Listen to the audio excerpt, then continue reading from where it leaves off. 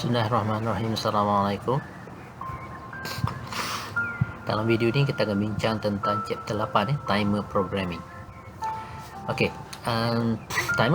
timer ni ialah salah satu daripada peripheral yang telah dibina oleh STM ke dalam chip STM32 ni. Selain daripada timer, sebelum ni kita dah belajar tentang input output GPIO. Kita dah belajar tentang communication channel USART. Kita dah belajar tentang analog to digital converter ADC. Dan sekarang kita akan tengok tentang satu lagi peripheral yang ada, iaitu timer. Dan kita akan bincang macam mana kita nak laksanakan timer programming ini. Baik. Timer ni dia ialah salah satu antara aplikasi penting bagi satu-satu embedded system ya. Kenapa? Kerana timer ni lah kita boleh guna untuk kita nak kawal motor contohnya. Kita nak kawal sudut bagi servo motor. Kita nak kawal kecerahan lampu ya. Okey, dan timer ni dia berfungsi synchronize dengan sistem clock. Clock bagi CPU di dalam STM tu dia synchronize juga dengan clock bagi timer ni. Jadi okey, di sini dia kata dengan menggunakan kaedah hitungan counting dan timing ni membolehkan kita laksanakan beberapa benda yang cool ya. Contohnya kawal kecerahan LED, kita nak kawal sudut bagi servo shaft. Servo shaft. Kemudian kita nak terima data daripada sensor yang data tersebut dihantar menggunakan kaedah PWM. Okey, dan juga kita boleh gunakan untuk buat timer itu sendiri. Katakan kita nak set satu timer untuk lampu contohnya. Bila kita tekan switch lampu, contohnya lampu bilik air, dan kita nak lampu bilik air itu menyala untuk tempoh 5 minit. Maknanya selepas 5 minit dia akan padam sendiri. Jadi isu pembaziran tenaga elektrik boleh dikurangkan misalnya. Okey. Dan apa nama tu apa-apalah projek lain, kita nak kawal kebun ke contohnya, setiap pukul 6 petang dia akan siram pokok kita selama 10 atau 15 minit ya. Timer untuk lock auto gate itu bergantung kepada kreativiti kita ya. Jadi pertama sekali yang kita kena lihat ialah clock di dalam timer tersebut. Sebab clock ni akan menentukan berapa lama kita boleh set timer kita, ataupun macam mana satu detik dia tu berapa tempoh dia. Okey. Dan sebagai fungsi utama bagi microcontroller, clock ni kita kena tahu dengan tepat untuk satu detik dia berapa tempoh, dan untuk timer kita ni berapa maksimum tempoh dia boleh set. Kita nak buat timing selama 5 minit, 5 jam, 5 hari, boleh atau tidak boleh. Jadi kita kena tengok keupayaan timer kita ni. Baik, khususnya kita akan tengok tentang macam mana kita boleh gunakan timer ni untuk buat timing. Okey, pertama yang kita boleh tengok di sini ialah kita gunakan up counter untuk tujuan kita counting event. Contohnya katakan kita nak kira bilangan kenderaan yang masuk di dalam satu petak parking. Contohnya dalam mini projek nanti ada pelajar yang akan buat projek untuk kira bilangan kenderaan di dalam petak parking. Dalam petak parking tersebut contohnya telah dikhaskan untuk 100 buah kenderaan. Jadi setiap kenderaan yang masuk kita akan kira satu demi satu demi satu. Jadi kita boleh buat macam ni. Bila sensor dah kesan ada kenderaan yang masuk, so dia kira sebagai satu. Dan sekali dia up ni adalah mewakili satu kenderaan. 2 kali dia up, 2 kali kenderaan. 3 kali up, 3 kali kenderaan. Macam tu maksud dia. Okey.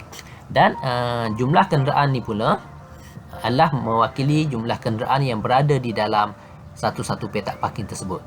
Dan untuk kita nak kira jumlah sebenar, kita kena tahu juga berapa buah kenderaan yang keluar daripada petak parking. Katakan dah masuk tadi 50, tetapi 10 dah keluar. Maka 50 tolak 10 jadi 40. Jadi kita kena buat satu lagi counter, up counter juga, sama macam ni juga. Dan up counter tu fungsi dia untuk kira kenderaan yang keluar. Jadi kenderaan masuk tolak kenderaan keluar adalah jumlah kenderaan yang berada di dalam petak parking tersebut. Itu satu contoh. Contoh kedua, untuk kita nak buat satu delay. Contoh delay ni bila kita nak kawal device yang biasa kita guna di dalam kehidupan kita seharian, ya. Contoh yang diberi di sini contohnya mesin basuh, washing machine. Kita nak setkan tempoh pembasuhan selama 3 minit contoh. Dia akan spin selama 3 minit. Kemudian dia akan stop selama 10 saat. Jadi untuk kira 3 minit dengan 10 saat tu kita boleh gunakan timer. Ataupun kita ada kipas, ya, kipas siling yang dilengkapi dengan fungsi timer. Jadi kita set kipas kita ni untuk on selama 2 jam. Jadi kita tekan button, lampu pun LED pun menyala. Kemudian prosesor di dalam tu dia akan start kira. Dia akan kira. Okey. Jadi untuk lakukan timing ni, kita kena sambungkan sistem kita kepada penjana clock. Penjana clock ni sama dengan clock system, dia akan kira berapa clock. Jadi sebagai contoh, katakan kita ada, mana ada gambar aja. Katakan kita ada satu sistem yang berfungsi pada frekuensi clock dia 1 Hz. Maksudnya 1 ayunan sesaat. Ya. Jadi kalau kita nak buat satu timing untuk tempoh 1 minit, kita kena kira clock ni sebanyak 60 kali. Sebab dia berayun pada 1 kali sesaat, dia oscillate pada 1 kali sesaat. So 60 kali oscillation dia cukup menjadi 1 minit. Okey, itu contoh 1 Hz. Tetapi kalau misal kata 10 Hz frekuensi kita, maka kita perlu kira sebanyak berapa kali untuk dapat 1 minit? Kita kena kira sebanyak 60 kali. Ya, sebab 1 minit ayunan dia 1 saat dia ada 10 ayunan untuk frekuensi 10 Hz. Baik. Seterusnya ini ialah contoh. Ini kaedah perbandingan, compare.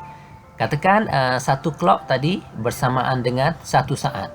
Jadi untuk kita dapatkan satu timing 1 minit ataupun 60 saat, kita banding. Kita letak dulu satu nilai iaitu 60. Kemudian yang counter ni kita sambung kepada clock generator. Counter ni akan start kira bila kita reset dia. Daripada 0, 1, 2, 3, 4, 5. Bila dah cukup 60, 60 ni dibandingkan dengan 60, maka dia akan generate satu isyarat output menandakan bahawa waktu 1 minit tersebut telah berlalu, telah lapse, ya. Jadi kita successful buatlah timer untuk 1 minit dengan kaedah ni. Baik. Seterusnya kita boleh gunakan untuk kita nak ukur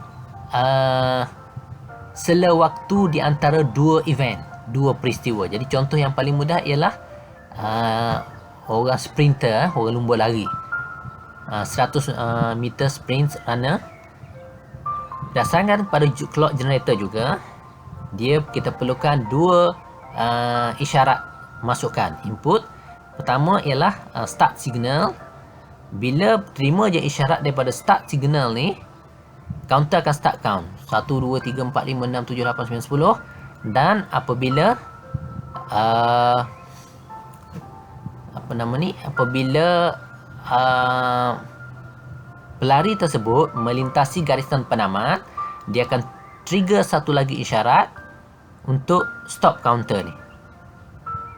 Jadi katakan count tadi sempat count sampai 200.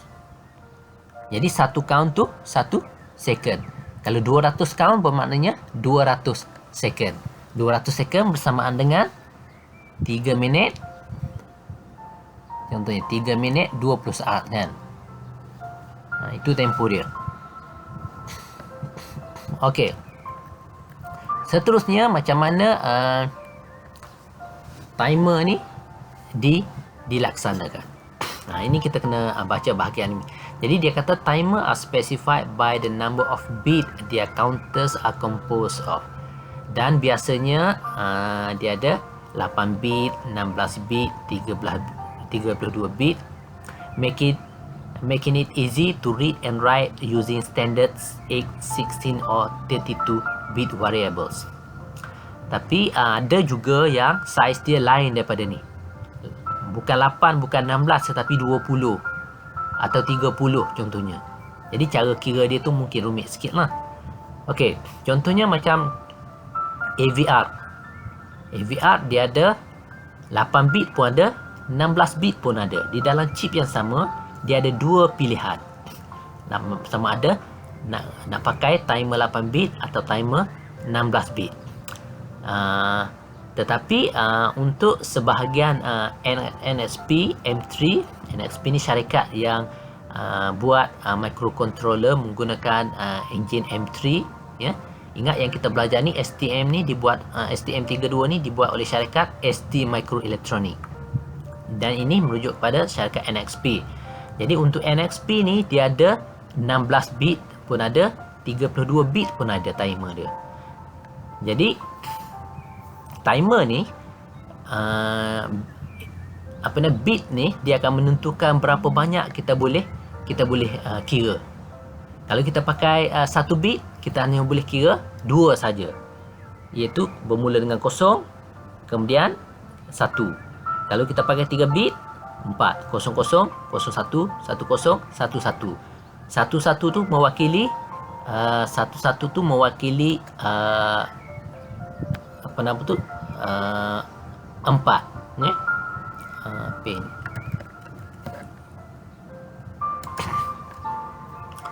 Okey, kalau kita pakai 2 bit contohnya 00, 01, 10, 11. Jadi tak banyak kita boleh count. Sebab kalau lepas ni dia akan jadi 00 balik. Tapi kalau 3 bit kita boleh count antara 00 ... hingga 111 iaitu 8 bit. Kalau 16 bit antara 000, kalau 8 bit dulu 000 hingga 111 111. Jadi berapa banyak dia boleh count? 2 kuasa 8 ya. 2 kuasa 8 kita dapatlah itu berapa dia kata 256 input clock. Bermula daripada 0 dan berakhir 255 ya. Kalau 16 bit 2 kuasa 16 iaitu 65,000 input clock. Kalau 32 bit 4 bilion input clock ya. 4 bilion ni maknanya dia ada daripada 0000 untuk cecah 1111 ada 4 bilion lebih. Jadi 4 bilion pulse clock dia boleh kira.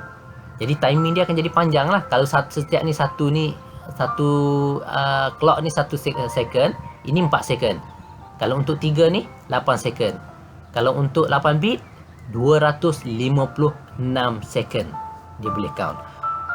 Kalau 32 bit 4 billion second. Kita imagine berapa banyak ya. Okey. So kalau lebih daripada tu dia akan repeat balik kepada 00. Itu dia panggil overflow lah kan. Bila kita count 00, 01, 10, 11, kemudian dia akan ulang balik kepada 00. Maknanya dia telah overflow. Okey. Kemudian okey, ini contoh dia. Pada masa counter ni count daripada 0 kepada 1, overflow flag ni masih lagi 0. 2 kepada 3 pun 0. Bila habis dia count 255, 255 ni iaitu apabila 111 11 11 kan. Dia bertukar kepada kosong, overflow ni akan jadi 1. Jadi katakan kita nak count lebih daripada 255 second, kita boleh biarkan dia overflow ni, tetapi kita kena kira overflow ni. Overflow kali pertama maknanya dia telah lebih 255 second. Overflow kali kedua maknanya dia telah lebih 255 sekali lagi. Mana 255 kali 2. Overflow kali ketiga kali 3. 255 kali 3. Overflow ke 10, 255 kali 10. Itu maksud dia. Jadi kita boleh kira, tetapi kita kena tulis coding lah untuk kita buat operasi darab overflow dengan nilai 255 tadi. Bergantung pada berapa kali overflow tersebut berlaku. Okey. Macam saya dah jelaskan tadi, timer yang besar ataupun mempunyai bilangan bit yang banyak lebih versatile, tetapi dia mestilah lebih mahal in term of chip area. Jadi kalau nak buat 8 bit tu sikit je ruangan space dalam chip tu yang diambil, tetapi kalau nak buat timer yang ada sampai 32 bit, dia akan ambil ruang yang besar. Penggunaan ruang yang besar akan menyebabkan saiz chip kita besar.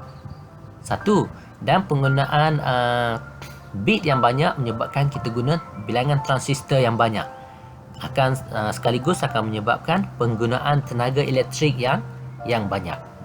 Ya, jadi chip kita nanti tidak energy efficient lagi lah. Jadi sebab tu dia ada trade off lah antara bilangan bit dengan timer ni. Okay, with 1 MHz input clock, 8-bit timer can only time without trickery. Ni maknanya tak payah kita tulis coding. Macam saya kata tadi, kita kena kira bilangan overflow. Itu dia panggil trick lah kan, kita tulis coding. Tetapi kalau kita tak tulis apa-apa coding, dia akan overflow selepas 256 milisaat sahaja. Ini isu sebenarnya. Tadi bila kita bincang tentang frekuensi 1 Hz, maka dia boleh timing dia sampai berjam-jam, berhari-hari mungkin kan.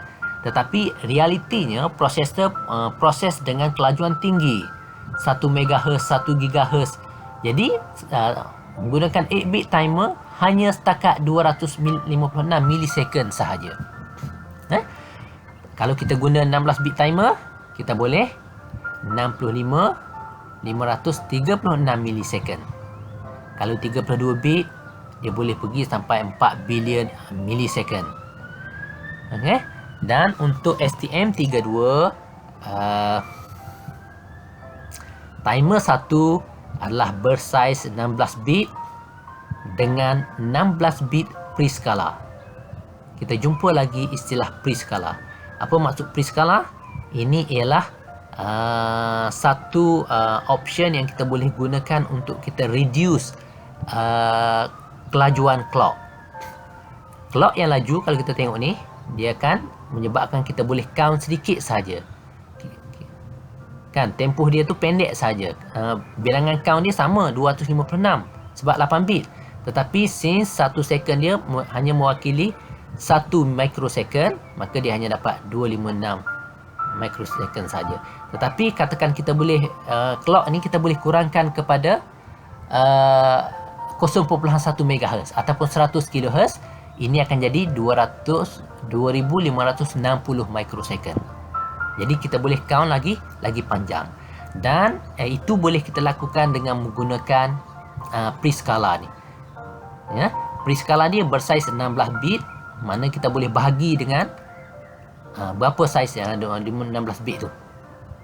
Kan? Jadi banyak kita boleh pakai. Kalau contohnya kita pakai 2 bit, mana kita boleh bagi sehingga 4. Jadi frekuensi 1 MHz ni kita boleh bagi dengan 4. Jadi 250 kHz. Sebab 4 bit dia boleh kosong-kosong, iaitu bagi tak ada apa-apa pembahagian, ataupun 01 dia bagi 1, ataupun 10 dia bagi 2, ataupun 11 dia bagi 3 contohnya. Okey. Jadi dengan menggunakan 16 bit ni kita boleh bahagi lebih besar lah, bahagi 100, bahagi 1000 mungkin. Jadi bilangan yang kita boleh count lagi panjang, timer kita lagi panjang tempoh dia. Okey, kita tengok prescaling ya. Okey, ini ialah prescaling ni ialah satu features yang sangat berguna lah bagi satu-satu microcontroller, dan dia digunakan untuk kita, macam saya kata tadi, kita bahagi ataupun kaedahnya dia akan skip clock ticks ni. Katakan saya prescale dengan 10 tadi kan, isyarat tadi 256, saya prescale dengan 10, maknanya setiap 10 detik baru dia akan count sekali. Faham kan? Okey, kalau saya lukis ya. Katakan ini clock signal kita. 0 1 0 1. Okey, jadi counter ni katakan kita count tanpa sebarang prescaling. Jadi ini ialah timer kita punya clock. Habis je satu clock, pada falling edge ni, satu cycle dia akan count 1. Okey. Ini untuk bit kosong contohnya. Bit kosong. Di bawah ni bit 1. Bit 1. Pada masa ni bit 1 akan tetap kosong lah. Kosong-kosong, sini dah jadi 1. Kemudian bila sampai sini akan jadi kosong. Yang ni pula akan jadi 1.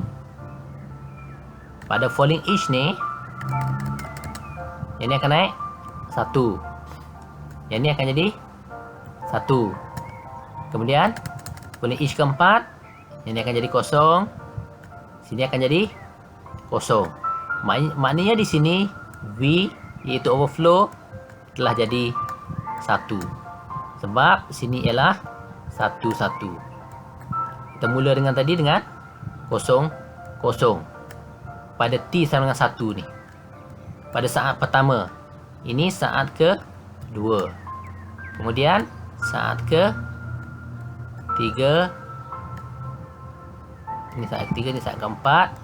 Dia telah mencapai tahap maksima dah, 1 1 kan.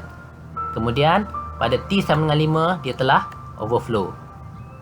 Kenapa sikit sangat? Sebab saya hanya pakai 2 bit saja. Kalau saya pakai 4 bit, dia akan ada lagi bawah ni. Bawah ni. So dia akan count 0 0 ni. Ini 2 bit 0 0 sini. Kan? 0 0 0 1 sini. 1 0 sini. Ya, 1 1 sini. Okey. Itu maksud dia.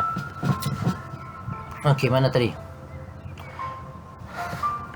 Okey, tetapi kalau kita pakai prescaler, okey, kalau kita pakai prescaler, zoom, mana zoom? View. Oh, ni. Katakan kita prescaler dengan 2, dia akan start count.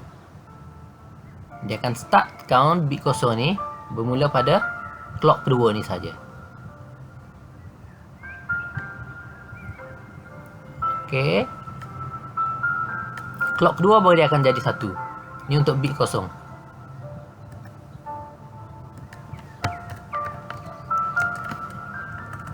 Ni bit 1. Okey, bit 1. Okey. Kemudian saya sambung lagi.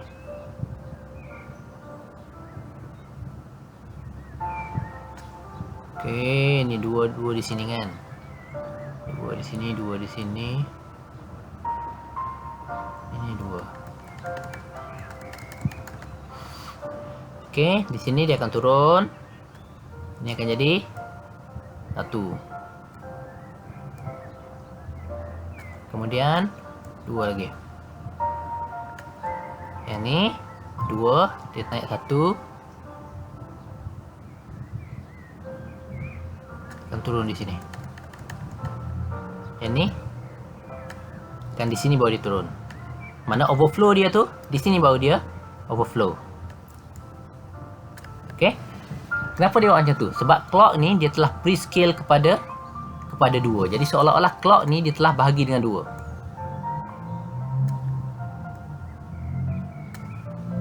Untuk yang bawah ni, clock dia daripada clock asal dia dah bahagi dengan dia jadi macam tu.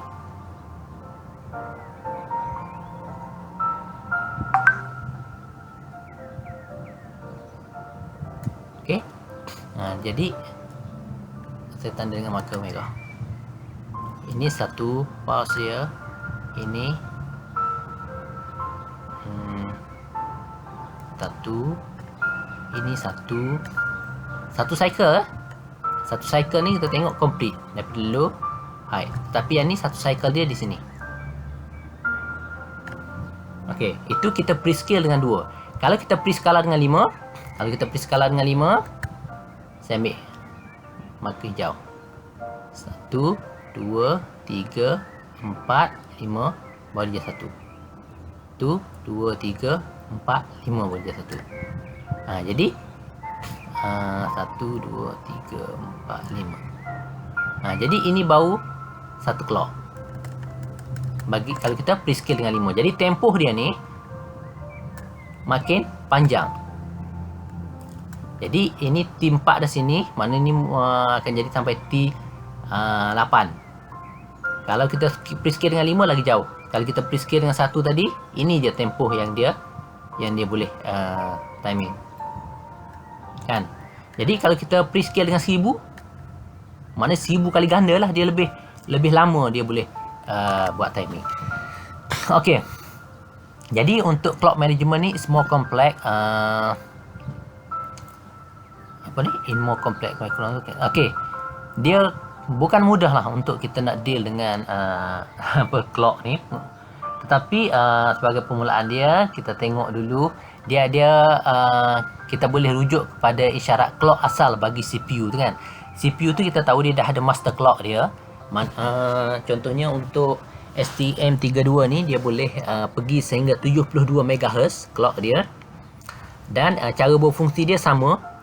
Okey. Dan untuk clock bagi timer ni kita boleh ambil ataupun kita boleh tap kepada clock asal tadi tu. Cuma kita bahagi dia daripada kita preskala dia ataupun kita bahagi dia untuk menjadikan frekuensi dia lebih kecil. 72 MHz kita kali dengan kita bahagi dengan 2 contohnya, dia akan dapat 36 MHz clock dia. Kenapa kita perlu bagi? Sebab contoh yang saya tunjuk tadi itulah, untuk kita nak dapatkan satu tempoh yang lebih panjang. Kalau kita berganti kepada 72 MHz, tak sampai sampai 1 saat dia pun dah overflow dah kan. Okey. Jadi output daripada preskala ni lah yang menjadi clock input bagi timer. Ini ada dalam diagram ni ya. Okey, contoh diagram ni kalau kita tengok, ini ialah clock, master clock. Daripada 8 ni dia boleh pergi menjadi yang ni 8 ni, ini yang internal clock bagi STM32. Dia ada multiplier dalam tu menyebabkan clock dia jadi tinggi untuk sistem. Tetapi untuk timer kita boleh ni dia ada preskala dia, bahagi dengan 1, bahagi dengan 2, 4, 8, 16, ataupun dia boleh bahagi lagi yang ni PB2 lain. Untuk timer ni dia ada multiply. Timer 1 ini timer 2, 3, 4 dia boleh multiply dengan 1 atau multiply dengan 2. Sebelum tu dia boleh bahagi dulu. Jadi kita boleh kira berapa frekuensi yang kita nak ya. Jadi inilah kita ambil daripada clock asal juga untuk sistem, kita bahagi-bahagi, kita modify, dan kita dapat satu clock yang tersendiri untuk kegunaan timer. Baik. Okey,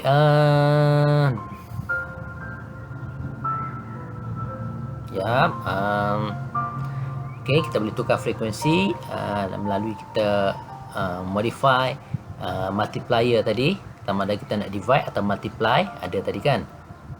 Walaupun clock asal dia tetap sama, clock sistem tetap sama 32, kita tak kacau, tetapi clock untuk timer je kita bahagi dengan 2, kita bahagi dengan 4, atau kita bahagi dengan 8, atau kita darab balik dengan 2. So kita dapat frekuensi yang berbeza-beza lah. Jadi ini kita kena sesuaikan dengan keperluan projek kita. Contohnya katakan kita nak timing apa? Kita nak timing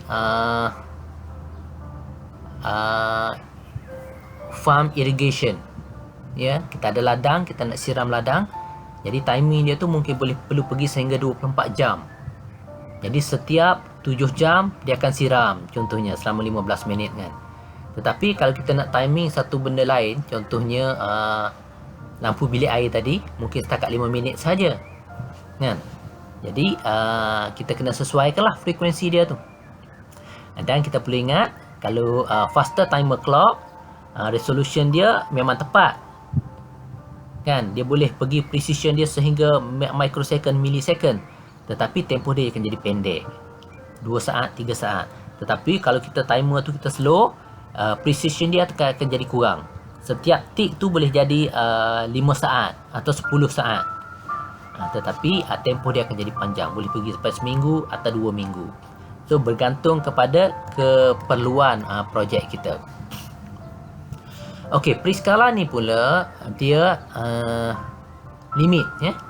Dia walaupun kita kata dia tu bebas ikut value kita, tetapi manufacturer dia bila dia buat ni dia telah limitkan. Jadi biasanya mengikut power of 2 division. Jadi kita boleh dapat frekuensi ni melalui frekuensi clock bahagi 2 atau bahagi 4 atau bahagi 8. Jadi dia tak buat untuk bahagi 3 macam saya kata tadi, atau bahagi 5, tak ada Okey, ataupun bergantung kepada maksimum 2 to the power of n division lah. 2 kuasa berapa? 2 kuasa 4. 2 kuasa 4 akan jadi 16. 2 kuasa 5, 32 kan. Okey, tetapi ada pre-skala lain pula lagi terhad. Dia tak offer pun 2, 4, 6, 8. Dia tetapkan dah. Contohnya macam ni, 1, 8, 64, 2, 5, 6. Jadi kalau kita tengok contoh kita ni tadi, ni dia dah tetap dah. Tetap berapa? 1, 2, 4, 8, 16. Kan? Ini saja. 32 boleh tak? Macam tak ada sini kan? 32 tak ada. Dia dah fix dah.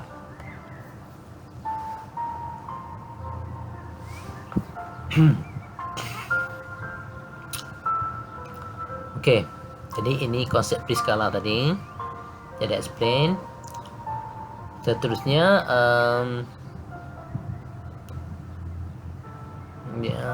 pre-skala, so system clock ini value between. Okey, ini yang kita ada setengah processor.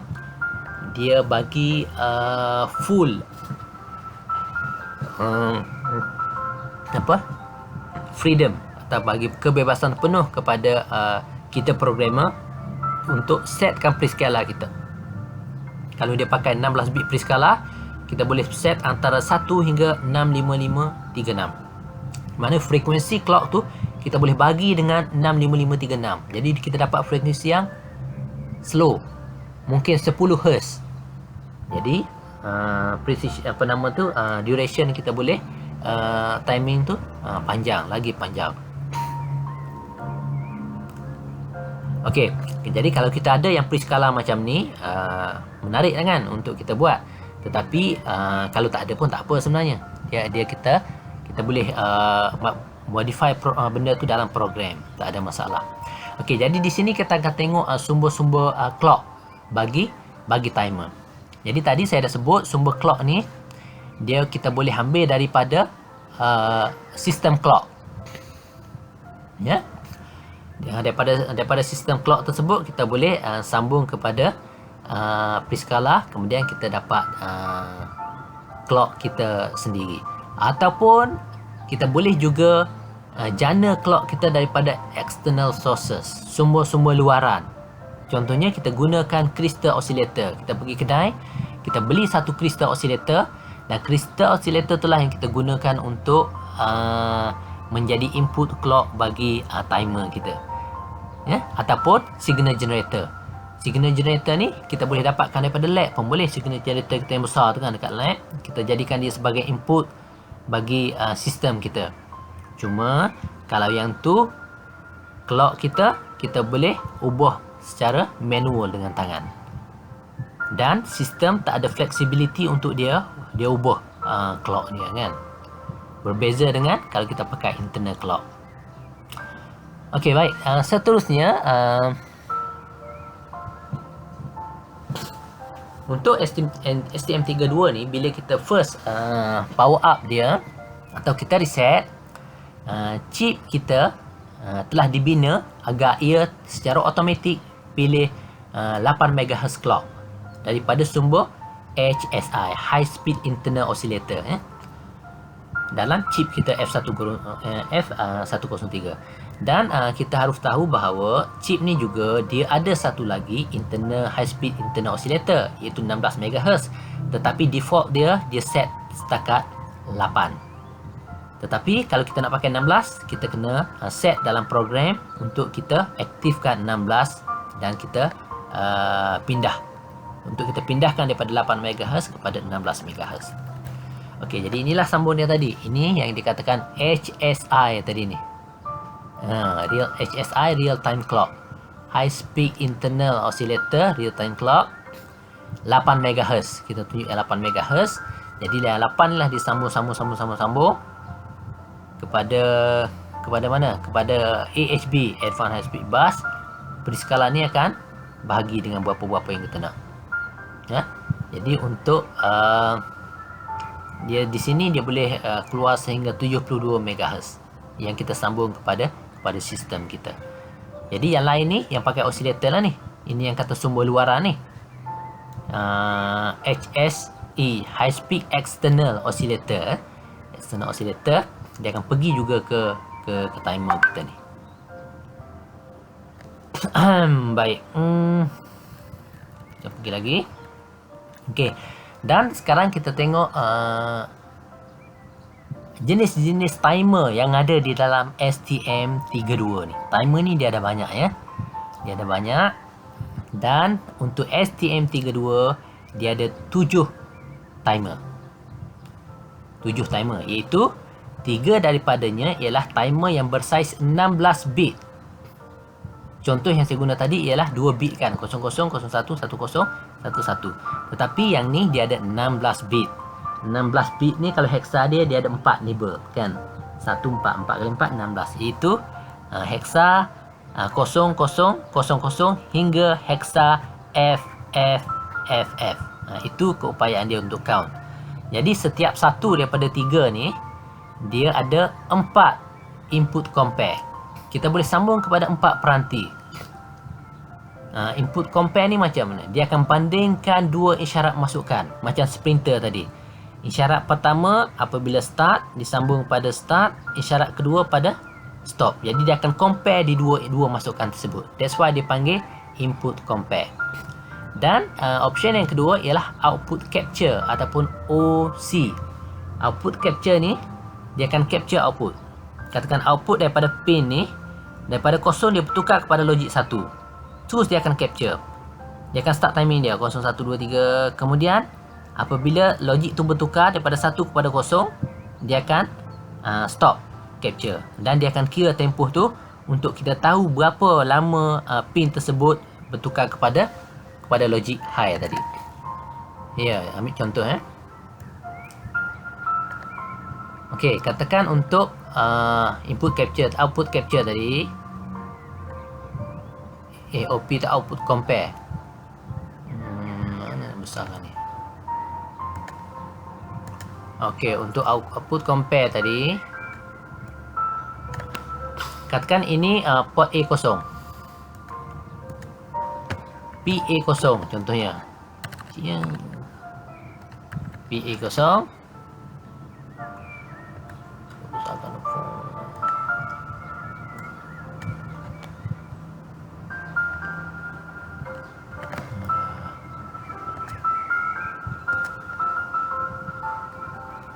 POA0. POA0 ni kita sambung pada GPIO untuk timing. Bila masa dia logik kosong, timer tak akan capture lagi. Tetapi bila dia dah bertukar kepada logik 1, dia akan start capture output ni. Kemudian apabila dia bertukar kepada logik kosong, dia akan stop. Jadi tempoh di tengah-tengah ni dia akan kira. Dia boleh kira tempoh ni.